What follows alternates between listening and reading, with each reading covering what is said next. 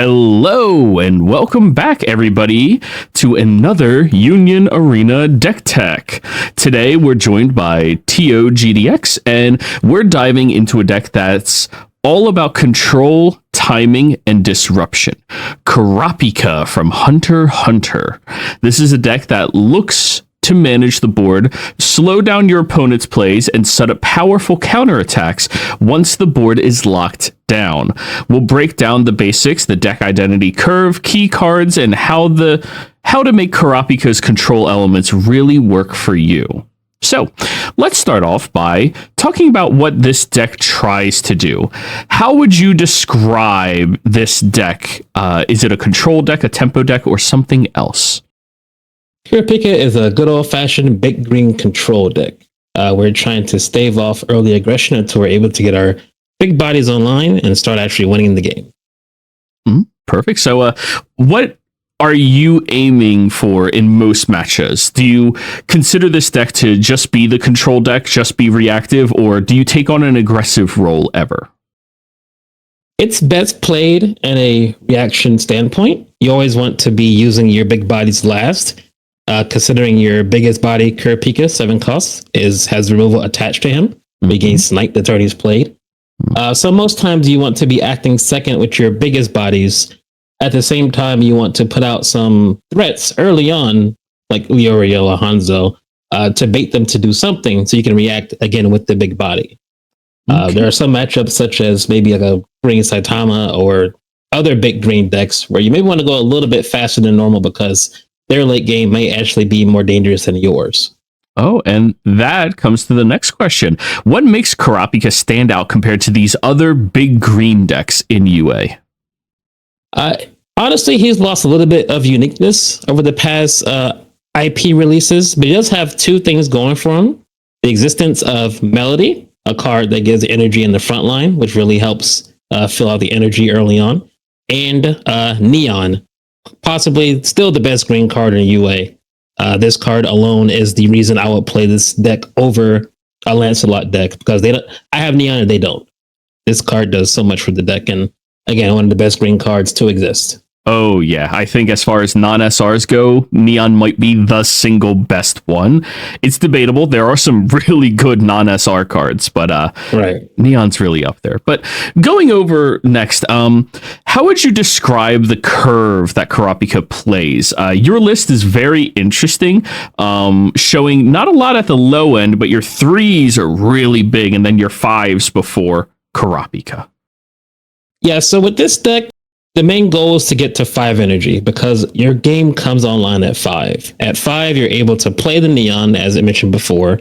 You have many of your big targets that will be doing damage are at 5 costs, such as your Hanzo, your Hisokas, your 5 cost Kurapikas, which also help filter the deck out. So early game really is just getting energy down just to get to 5. And once 5 happens, then you're able to actually do things.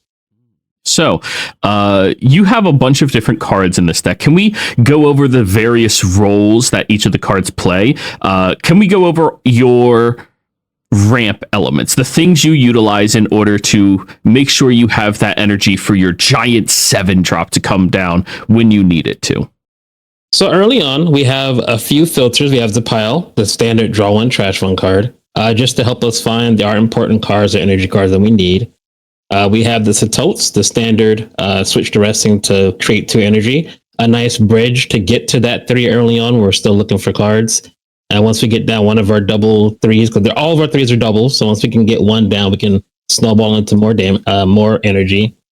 Of course, as mentioned before, Melody, one of the best cards in green as well. Gets 1 energy in the front. Great to play going second, first turn, then move it up, still have 2 energy, have a little bit of a defense as you're waiting to pull more. I have a couple of Leorios here as more of an emergency. A lot of people are against bouncers in their decks at all, but I feel having a couple and a big energy deck is always a good thing because you need energy that will never move and also cannot be affected by being rested, such as these Neteros, which are great, 2 energy when active, but if they're not active, so your Toshiro's running around, you're going to be in for a bad time. What? Toshi? No, don't worry about Toshi. Anyways, You have more of your 3 drop double energy producers. Can you explain what each of these are playing a role as in your deck? Because you have really flexible double energy in Kurapika that not a lot of big green decks get to have. Yeah, we are blessed with Basho. So double energy 3 cost with step and active trigger. He's doing a lot of work here. So he really does. He does it all. Good for him, honestly. We need him. That's a lot of words. That's a lot of words, a lot of text. Because this is a low trigger deck. We're range generally in the mid 30s. So him having this much text is a really good thing. Kurapika primarily is to help get us to 7 and to be a good raid target late game. But worst case scenario, he can be a 4K because he gets a plus 1K energy boost with their 6 more energy, which if you're playing the game and you're able to find your energy, you're going to be at 6 a lot of the time. So he's going to be a 4K, and that buff is permanent for both turns. Yes, something that not a lot of the can be 4K cards have. Permanent 4K. Exactly. And then outside of that, there's one more big ramp element, Neon. Can we just give this card its own highlight? It is an all-star in every Kurapika deck. Yeah, so Neon, as I said many times, and I'll keep saying many times, one of the best green cards in existence. Once you're at 5 energy, this is the reason why you want to get to 5. You want to get to 5 when your turn starts so you can play a Neon. Not only does Neon get you to 7 because it gives double energy, it's a top 4 search for any character, and you can play that character active or raid with it. The fact that it says active alone is good enough. But then they went on to add rating to it, which makes it ridiculous, absolutely ridiculous. This card is so important to finding your Kurapikas in your deck because we don't have that much draw in this deck. The only draw being pile, draw 1, trash 1.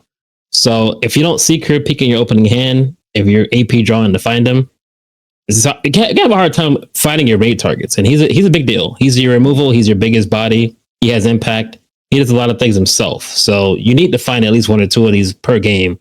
And Neon goes a long way of finding those. And if you don't find it in your top 4 search, you play one of your other nice 4 or 5 energy bodies as well. So it ramps. It plays an active body on the field. It makes a threat at the same time. You can even make a raid. And absolute worst case, you can even use it to pick up another Neon and play that Neon next turn, and you spin the wheel again. So it does it all. The only downside to Neon is you can't play Neon off of Neon. That would be broken. That would be broken. That would be. I'm happy we don't have that yet.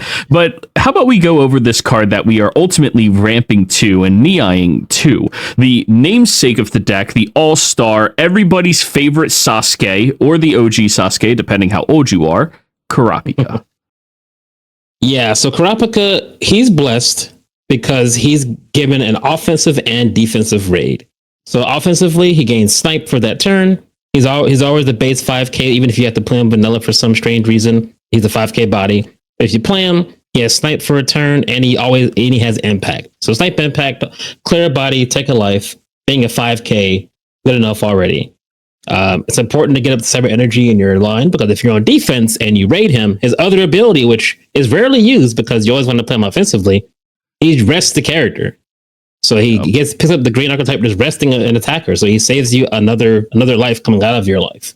Yep, and there is no stipulation on that rest either, meaning if you're going up against some giant Saitamas, you're the person who told me about this one, you can just tap him. Yeah, just tap him. It's fine. Have a nap.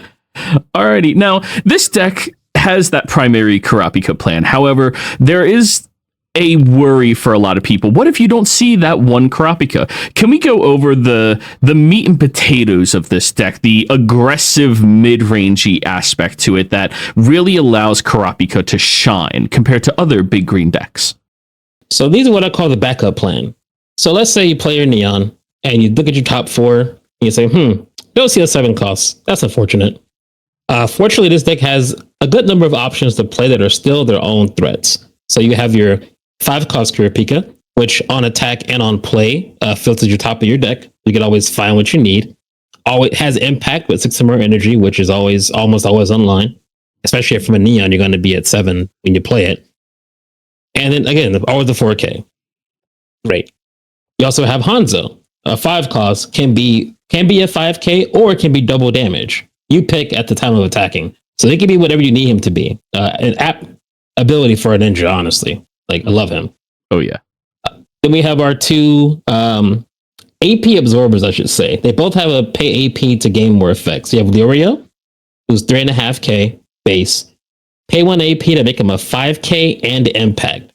Which you would think, okay, 5k impact, I would just not block it as an impact. What's the big deal? If you don't block this card, you draw a card. So you have to make the decision if you want your opponent to get more cards to find the Kurapika or not. Because letting this deck draw to find this big target can be worse than just losing a life with the Oreo. Oh, absolutely. And then the final backup plan is Hisoka. I have one of. He's always the 4K, so that's really good for defense, like that 4K base. His primary goal is that he's extra removal. So we already have the Emperor times for our specials. We already have Kurapika built in for removal. He's the next removal. Because you pay 1 IP, he's force block. And we all love to hate Code Geass deck, so we know just how annoying force block can be. So no impact, but a 4K force block. And when he wins the battle, as in the thing you're forced to block with, he also draws a card. So all these backup plans without 7 costs, all cost 5. Well, the Oreo's at 4, but they're all higher energy. But they all can stave off and be their own threats until Big Boss shows up. Yes. And we touched on it a little bit, but these types of decks have very unique specials that have upsides and downsides to them. Would you like to go over what Emperor of Time specifically does and why you think this might be a better or maybe worse special than many of the other decks have in UA? I'll be completely honest. I am not a huge fan of these types of specials most of the time, but it is what we have, and it's very fitting for the character. So, it checks out. What it does, it gives one character plus 3k for the turn, and when they win a battle, you draw a card. If you've buffed a Kurapika, it also gains Snipe. So it's one of those things where you have to have a Kurapika to take advantage of it, and there are many Kurapikas to choose from. We have our 0 cost here. We have our 3k, which will become an impact with this card as it gets stronger. We have the 3 costs here. We have the 5 costs here. So there are many targets to choose from. However, sometimes you don't always see a Kurapika on the field active, ready to use it. So sometimes it can be a detriment where you don't have a body really to use it on to guarantee removal. On the other hand, it is giving a character snipe, which means it can still aim at characters that can't be chosen or targeted by effects. Let's say the new Shiny Leaflet just came out of Sword Art. They'd use their ability to become a 6k for the turn. They can't be chosen by character abilities, things like that. Snipe doesn't count as that ability. Snipe just counts as targeting an attack. You can still snipe a Leafa. You can still even snipe a Saitama. If you want to double Emperor time a Kurapika, you can 11k snipe Saitama and actually get rid of him. Gotta do what you gotta do. Do what you gotta do. So I get it for the deck. I personally prefer the classic 3k sideline 5k if blank characters here type specials, but it does let you draw a card and we win the battle, and so that part's nice. We do like draw a card. Yeah, we need to find our pieces in this deck. So any card draws good card draw. Now, there's only 2 cards in the deck that we haven't really touched on or what they do. The first one is oh, you removed that from this list. That's just Hunter's License. Oh, I thought you were still playing the glass thing. Then there's only 1 card, Kurapika 2-drop. Now, some people may look at this card and go, you know what? It's kind of anticlimactic. It's kind of like the Toshi color trigger. It's not anything you really care about. Can you elaborate on the actual power level of this card? This card is best used as, again, another raid target, and a great target to use Emperor time with. It's a good one to have having in the back, just chilling out. It's a 3k body. 2 cost 3k body is a pretty good stat line, I would think, actually. It can hang out. He gets impact if he gets, if there's a 5k on the field. And he includes himself. He doesn't say 5k other body. He says a 5k body. So he can Emperor time himself. He'll be a 6k snipe impact. If you have your big Kurapika just out and about, he's automatically impact, so you can't trump block him with your little things. He'll have impact. So it's a pretty good card, and it has active trigger, which again, we are hurting for triggers in this deck. So the trigger ability and the base stat line and being a raid target makes it actually a pretty good card in this deck. I've seen some even go up to 4, but I found 3 was a good number for me personally. Okay. And there actually was one more card in this deck that we hadn't gone over. I don't see this in a lot of Kurapika lists, but I love this card. Your 3/2 Leorio. Yeah, sometimes in this game, you spend all this time getting 7 energy, you play your Neon, or even you just get to 7, you play a Kurapika, you snipe, you impact, you swing, and then you immediately get special. You're like, okay, all my hard work and up in flames. Tragic.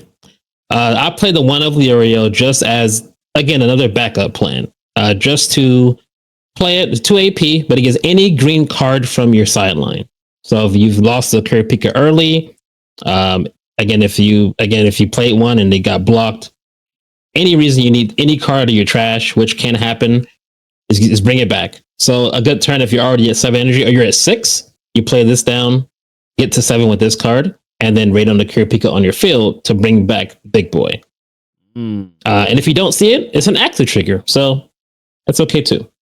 That's also very good. So what does a typical turn breakdown look like going turn 1 through 4? What are you ideally looking for on your setup turns before, bam, here's a Neon into Kurapika, go? Ideally, I want to go second on this deck. So what I want to see first, I want to see A0, doesn't matter which 0, and Melody. I want to play both of my first turns going second. Second turn, I want to move up Melody and then play, either another 0 or one, or even Netero, and then a 3. So first turn, 0 Melody. Second turn, blank, A3 cost. Because I want to be at 5 energy when my turn starts. Because if I'm at 5 when my turn starts, I can play pretty much anything in the deck I need. I can either play one of my backup plans raw, or I can play the Neon and still have 1 AP left for another body, or do anything I need to do. So the goal is to get to 5 as fast as I can to start playing out these other bodies. All right. Now, what type of matchups do you think people need to look out for when they're piloting Kurapika for the first time? Are there any styles of decks that you think, this one's going to be a little tougher, you need to be on your toes about? And what tips would you give a newer player for facing against them?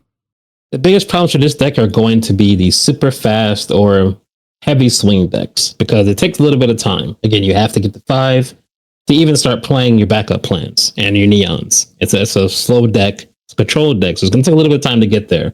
So you need to essentially stall until it's time to actually start playing the big boys. So to mitigate that, you're going to probably be playing your boss shows up front early on to mitigate any jump swings. Him being a 3K body and step helps a lot. Yeah. You're going to want to get your Kurapikas out early. 3K could turn to 4Ks pretty quickly. Until you get up to the energy requirement, you start playing those out. So you want to really start playing these bodies the most, and maybe even a 2-cost Kurapika is a 3K stat line. These are really the main things to stave off early aggression until you're able to actually play the big things. So it's important to find these for those aggro matchups. Anything where you have to be faster, let's say other big green decks who have more explosiveness at the end, you essentially the same game plan, but you just want to be more aggressive. So you'll still play the botches up front, but they'll be swinging a lot more. You'll want to find more of these Kurapikas just to have a faster 4K, because a 3K to 4K that quickly can help a lot. You may not even be getting to Kurapikas. You maybe just be stopping at 5 essentially and playing Neons. If you get a Kurapika from Neon, fantastic. If not, you probably focus more on going fast or playing these as your primary targets, your 5 costs, and swinging with them, because they can win games on their own. Like, I call it a backup plan, but it's out of love. Like, they're all very dangerous. They can all win games entirely on their own. I've won many games not saying a 7 cost, because between this 5 cost Kurapika, between Hanzo doing double damage and these two, like, they can do a lot by themselves if they're able to stay on the board. So yeah, I've lost more games to Hisoka and Hanzo than I have Kurapika. Hands down, more games, because they're consistent threats every single turn.